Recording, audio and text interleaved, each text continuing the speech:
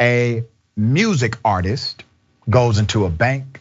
Not only do they take her check, they then lock the doors, call the police. She ends up getting her check back. Let's put up a picture. She goes by BabyStorme on Twitter. Her name is Janice Mofus. Let's go to the first video. If you need to call my father, if you need to call whoever, you can make the call. It's not an issue. No, the department who's doing the check, they're supposed to do it. If it's not in our power, so we cannot call anybody. We call. So you guys don't verify. You guys can't cash the check, and I'm at the bank. If the department tell me no, we cannot, and the department tell us no, so we cannot. Okay, so is that the reason why she was able to confiscate my check? No, she need to keep the check for further investigation to see where it came from. Okay, well she just told me that she does not confiscate checks. She didn't tell that. She just said that. I said, do you confiscate the checks of everyone who comes in here? She said no. I said, so why did you confiscate mine? Yeah, because the back office need to investigate more on that check.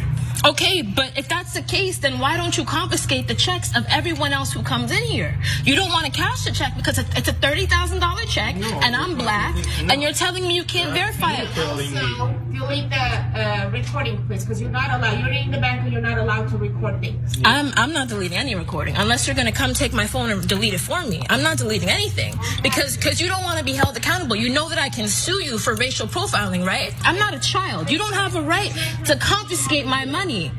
Okay, so I'm telling you, why don't you call the person who sent me the check, my father? She has to leave the branch now. Who has to leave the branch? We're closed already. You have to leave the branch now.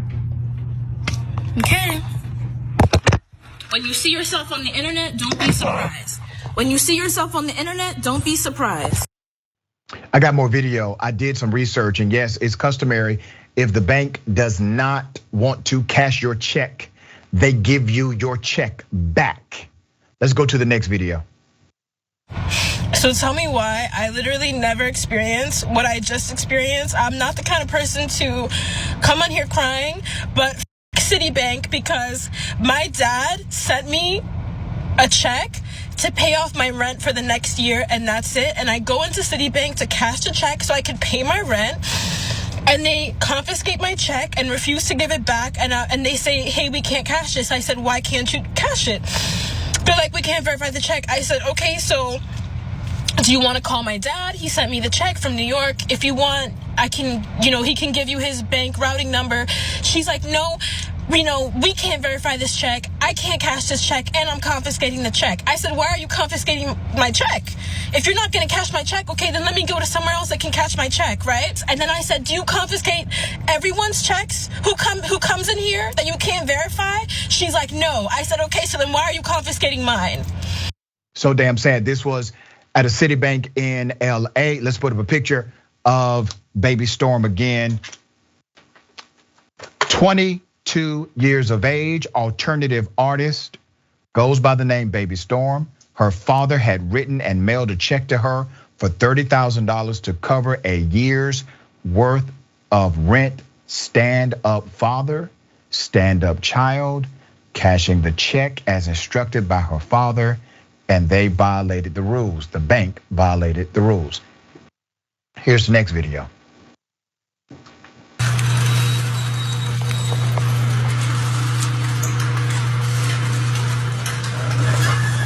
Now they're locking me in the bank. They didn't lock you in the bank. Yeah, you're locking me. If it's closed, okay. Thank you very much. So that door is unlocked? No. So that door is unlocked? Only this down, so no customer coming. Okay, so no problem. So that door is unlocked? All of them are unlocked. Okay, no problem. But you have to wait here until police came. I don't have to do anything. Yeah. Damn. There's more. The employee physically said that I could not leave until the cops get there, because they also called the cops on me wrongfully for no reason at all. She told them. A second Citibank employee to put the gates down. She told him. The only door that was even open for me to exit was a side door, but he was standing and guarding the door and said I could not leave. After 10 minutes of back and forth with the teller who took the check, it was eventually returned and she was able to leave the bank with her legal check, okay? Citibank has said they are investigating the incident. Let me give you a quote. We have spoken with Janice Mofus and are working closely with her to resolve the issue in question. Citi told LA Weekly Thursday, we are taking this matter very seriously and have launched a thorough investigation into what transpired on Tuesday. Well, I launched an investigation of my own. Your employees were racist as hell and they need to be fired. They broke your own stated policies. They kidnapped a young lady against her will. They need to have criminal charges brought against them. Case closed. Janice says she plans to pursue legal action for what happened, and she should, recognizing that her treatment was racially motivated. It's definitely a racial thing for sure, Janice said.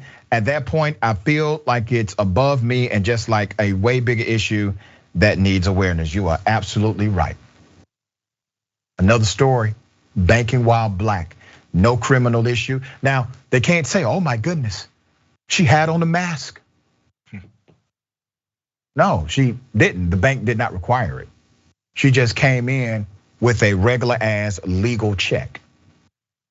And all of that happened to the young black woman at that bank. You see how leadership, bad leadership permeates the culture? I'm sure at least one person at the bank said, this isn't right what we're doing. They didn't say anything. They didn't speak up. Everyone who watches this segment, I want this to be a reminder to you that you have the power of one. Make people like that feel uncomfortable. I'm talking about the people that profiled her. You have the power to do that. Even if they don't change course, you have the power of one. All right, Jayar, thoughts here. Yeah, back to more stereotypes as we've always seen this happen. Of course, the first thought is, hey, this is a black person with a large enough check that I feel shouldn't be. There's no way she has access to these kinds of funds. She mentioned the $30,000 to pay for her rent for the year. So that's number one. That's the first red flag in their mind. Black folks don't have money. Number two, they also don't know their rights. So I can just tell her anything that I say is the rules and the regulations here. She has to believe because she's too dumb to actually know what's happening until they confront someone who does know. And she is confident in the fact that she's legally there to do what her own business, which they kept her, which you mentioned the kidnapping. So now I can block the door physically as a larger human being and keep her from leaving. Because you have some kind of detaining rights that cops normally have? No, but also at the same time, they've learned the lessons that black folks will learn about cops. We'll call them and they'll believe us over them. So when black folks know that, they're like, oh, I'm not sure where this is gonna go because we've seen how much we've gotten mistreated before. And the folks that are doing it to her have learned the same lesson, except they're on the privileged side of it. Very well said.